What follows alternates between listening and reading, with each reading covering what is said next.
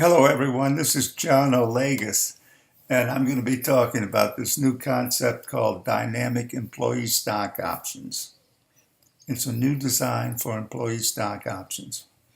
Essentially, what it is an insertion of one paragraph or clause into your uh, employee stock options contract with the company, whereby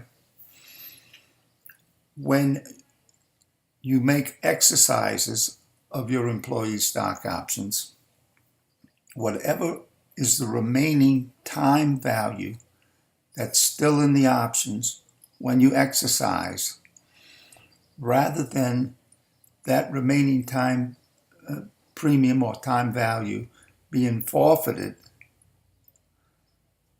it's given back to the exercising grantee in the form of a reload of new options.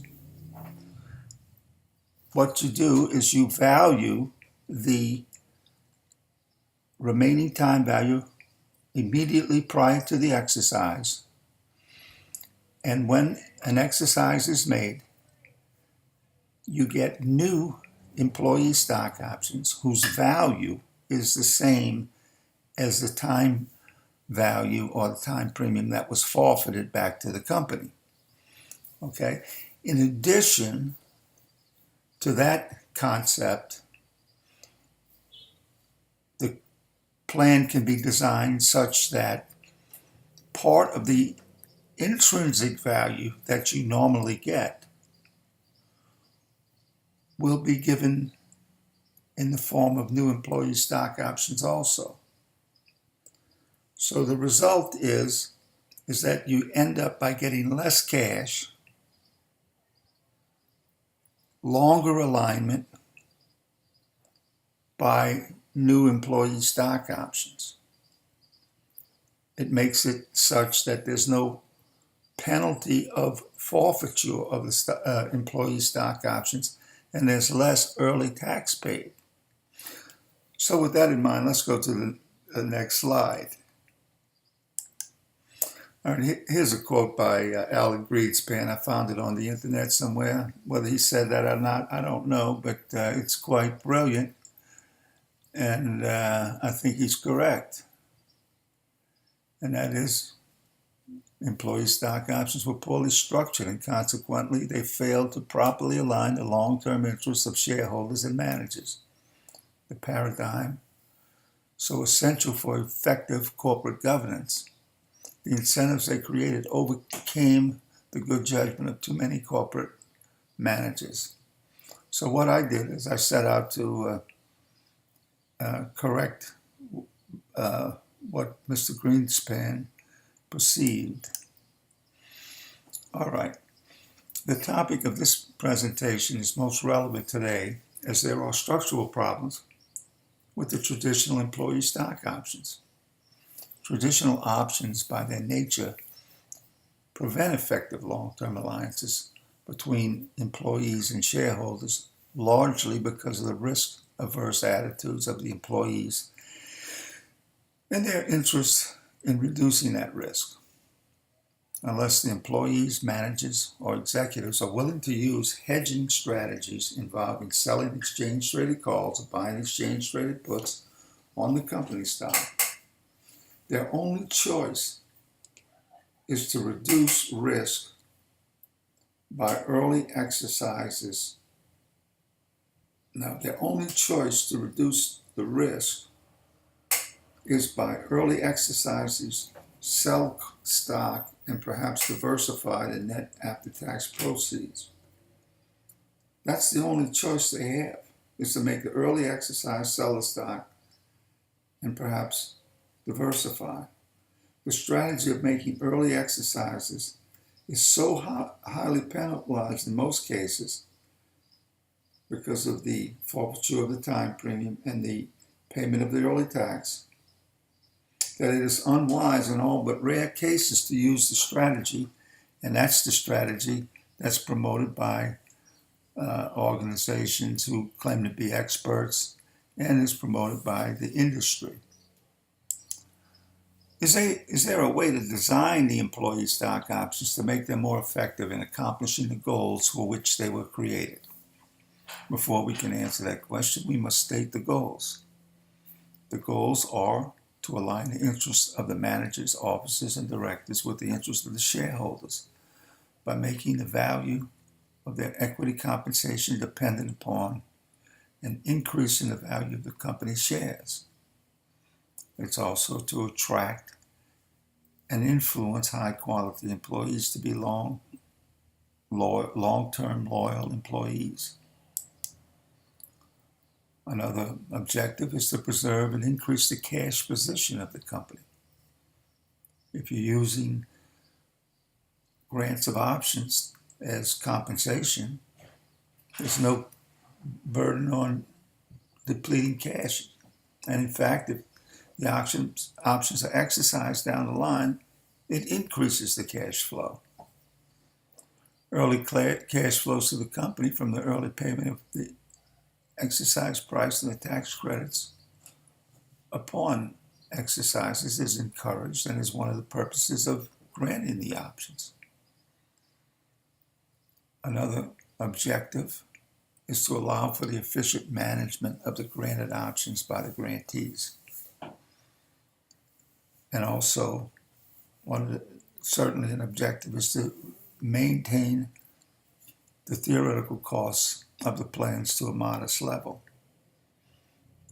If a company grants restricted stock to the top 5 executives, in most cases, that's not going to be deductible by the company. And therefore, the after-tax costs become about 60% higher.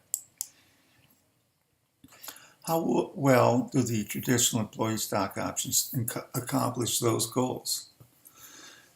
The traditional employee stock options do align the employee executive with the shareholders during the vesting period and after the vesting period, as long as they hold their employee stock options and they understand the value and the risk of the employee stock options.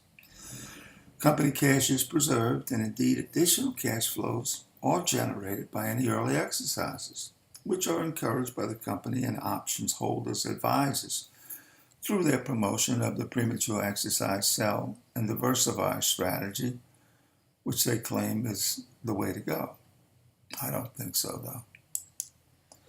The traditional employee stock options, because of vesting requirements, non-transferability, and non-pledgeability, make it difficult for the risk-averse grantees to efficiently manage traditional employee stock options positions.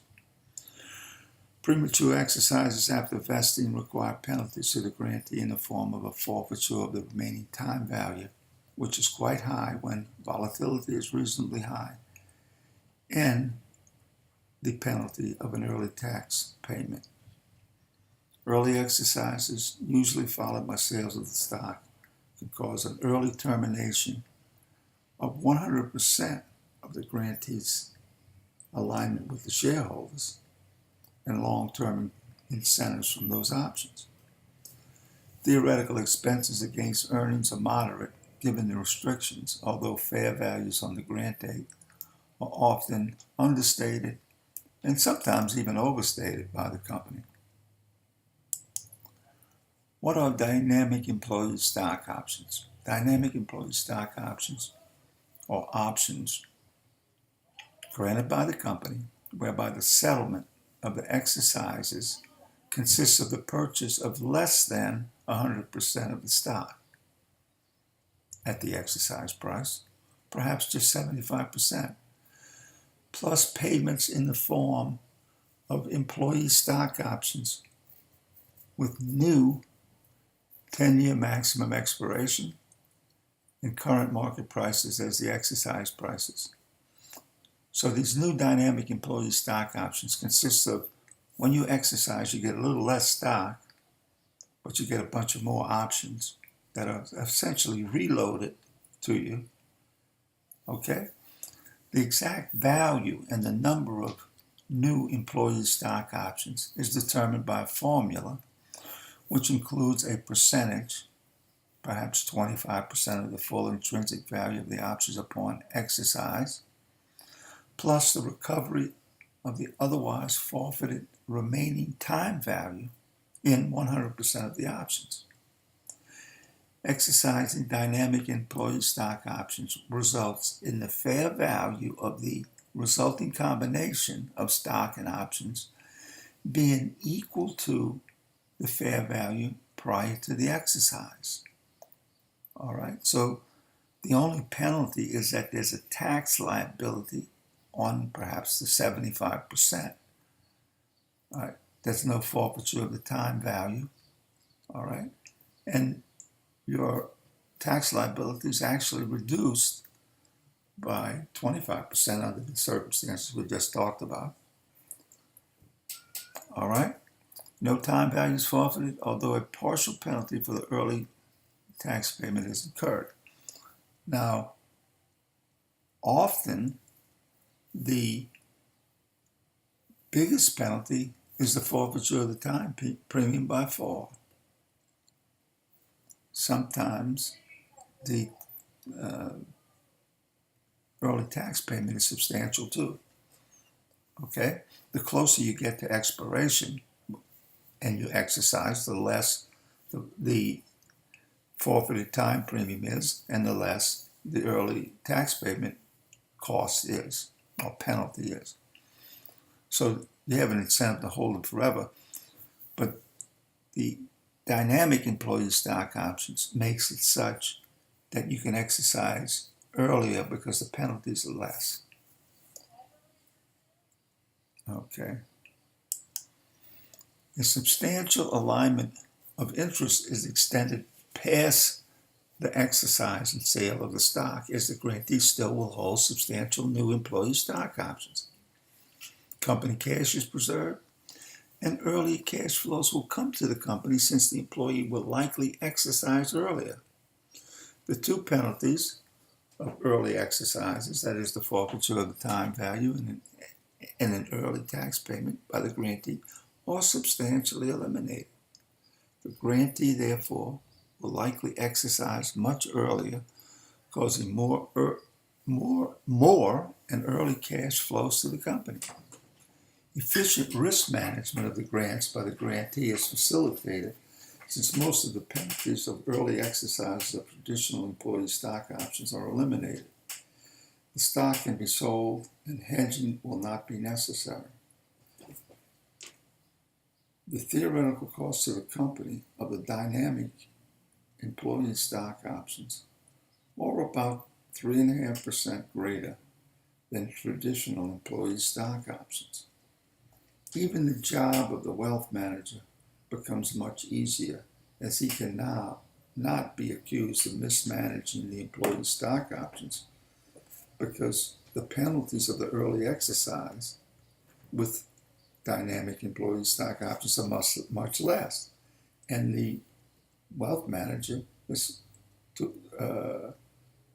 since he's reluctant to sell calls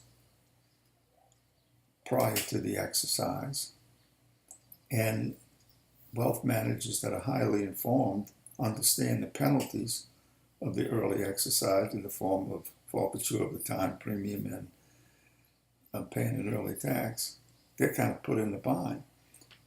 But with these dynamic employee stock options, the penalties have been decreased quite a bit, and therefore they can more easily justify advising early exercises, sell and diversify. All right, so it benefits the wealth managers also. The terms of the settlement of the exercise could be the following. For example, upon exercise, grantee receives 75% rather than 100% of the stock at the exercise price, plus he receives new options with 10-year expiration dates and market value exercise prices.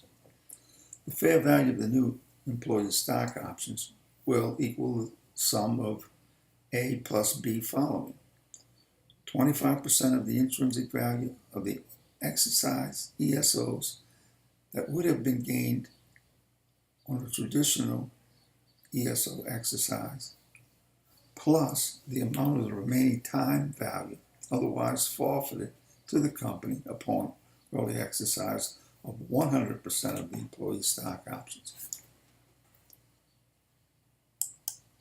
The receipt of the 75% of the stock could be changed by the company to a receipt of 60% or 80% of the stock at the exercise price, which will change the 25% of the new options to 40% or 20%.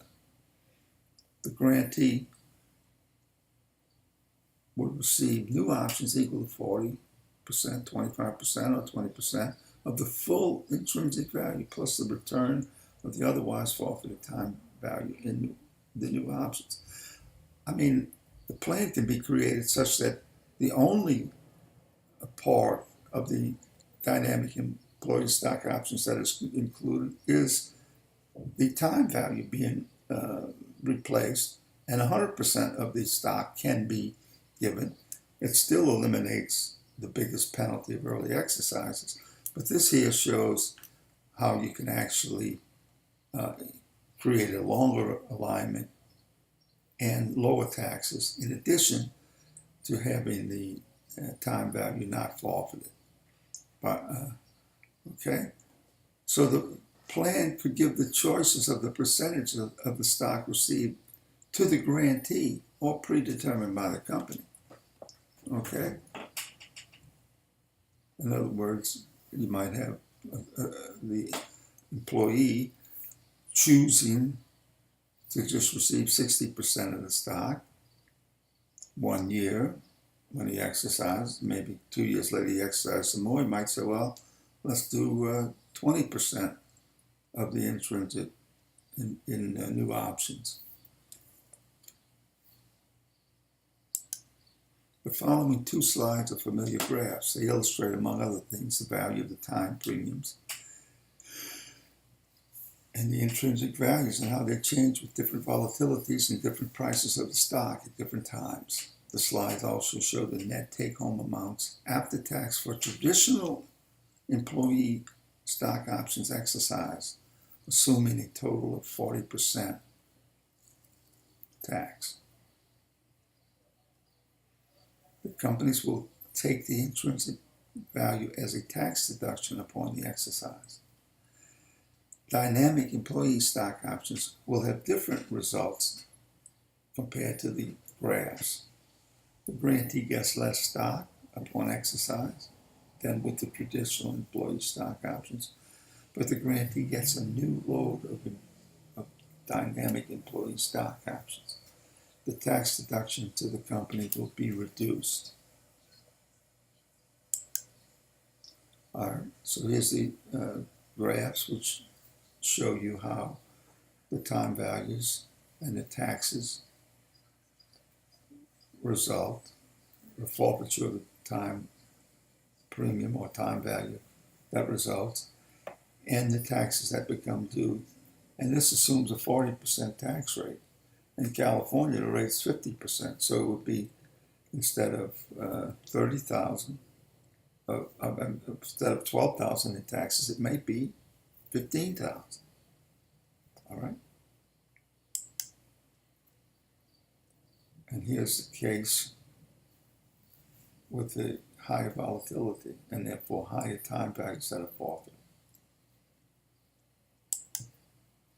So let us assume that 100 vested employee stock options in the slide were dynamic employee stock options with a 65-25 split upon exercise, with the stock at various prices and various times remaining. First, we look at the 30 volatility graph.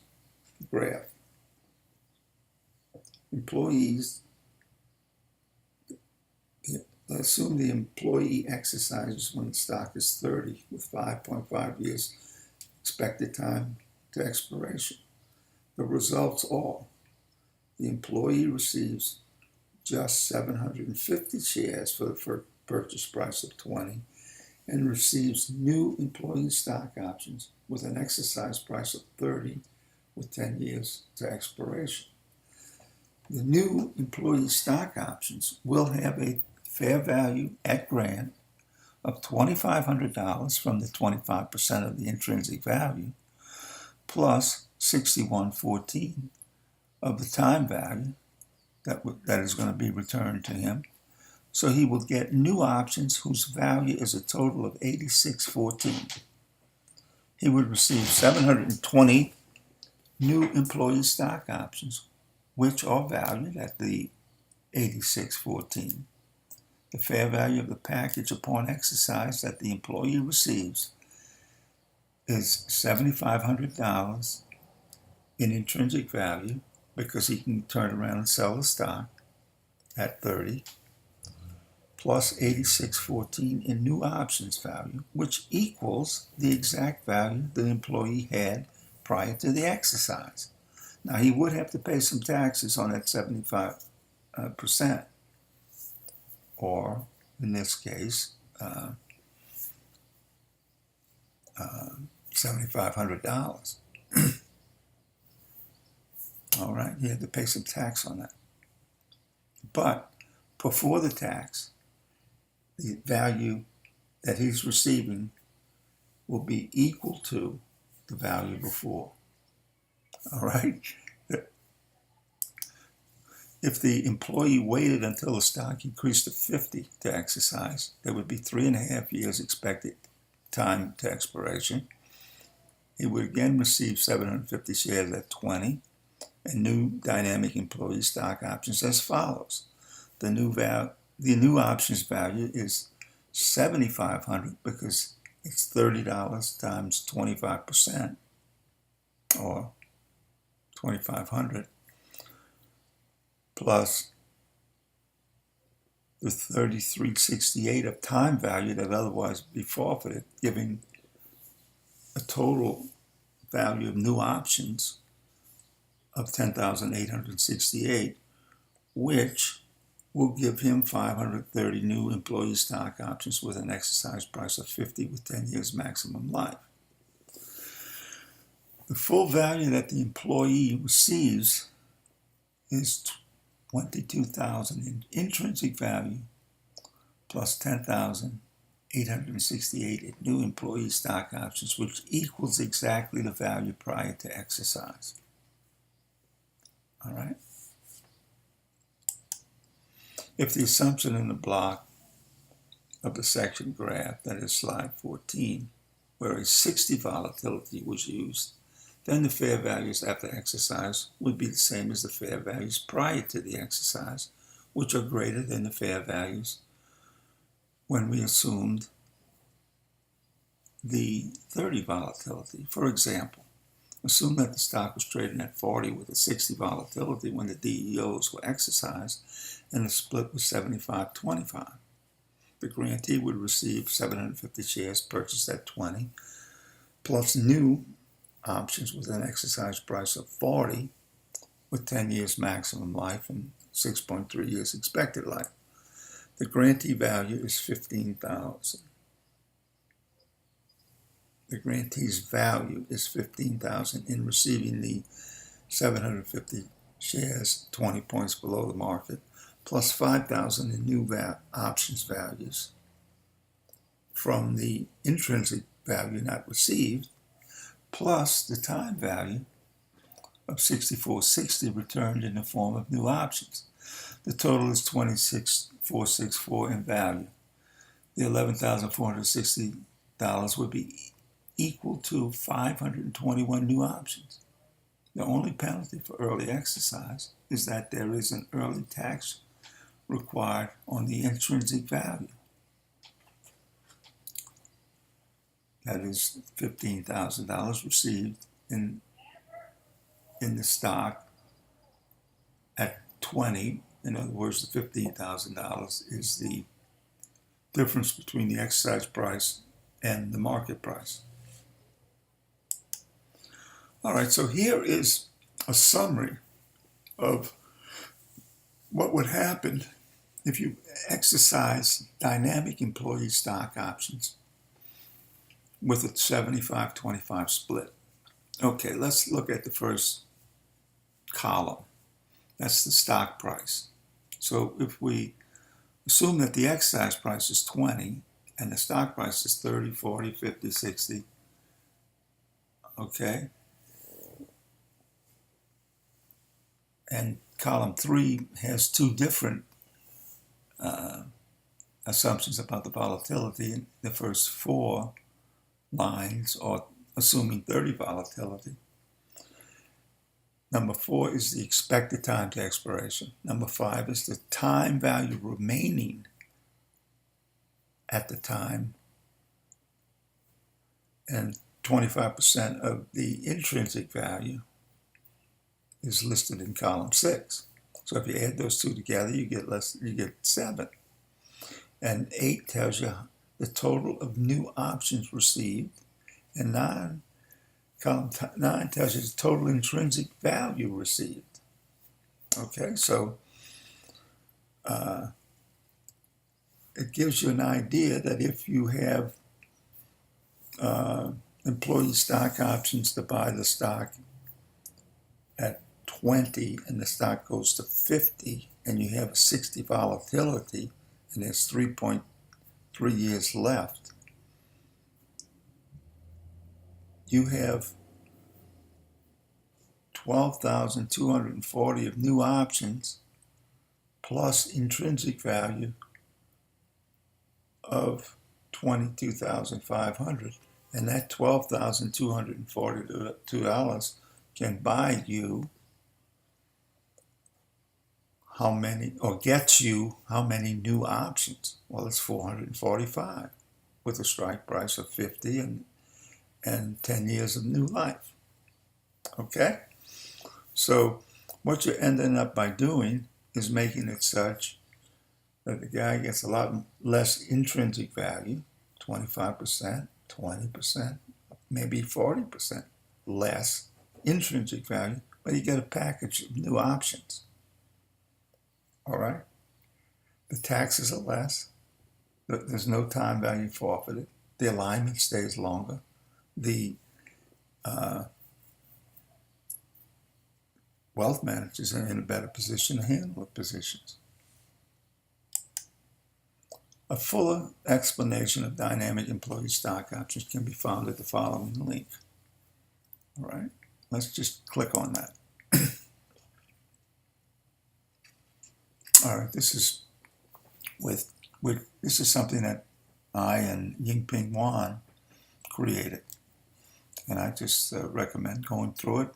I'm not going to do it now, but let's repeat some of the stuff we looked at, but it introduces other concepts and shows how the costs of the new employee stock options or new dynamic employee stock options is calculated. And there is also a website that Yingping Wan created called www.qqoption.com, which goes into further illustrating the merits and of dynamic employee stock options. Thank you for listening.